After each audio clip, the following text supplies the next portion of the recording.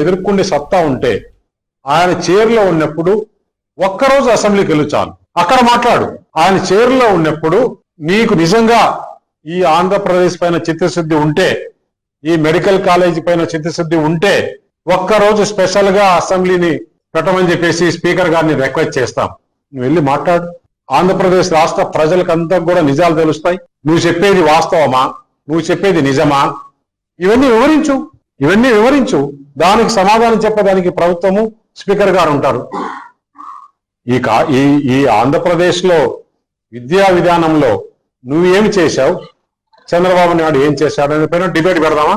పోయిన నీ 5 సంవత్సరాల కాలంలో విద్యా విధానం ఎట్లుంది, ఇప్పుడు ఎలా ఉంది, 14-19లో ఏ విధంగా ఉండిందో ఒకసారి డిబేట్ పెడదామని రెడీనా? ఏ సబ్జెక్ట్లో డిబేట్ పెడదాం? ఫైనాన్స్ పైన పెడదామా, ఇరిగేషన్ పైన పెడదామా? ఒక్కొక్క సబ్జెక్టు నువ్వు చెప్పు, అసెంబ్లీలో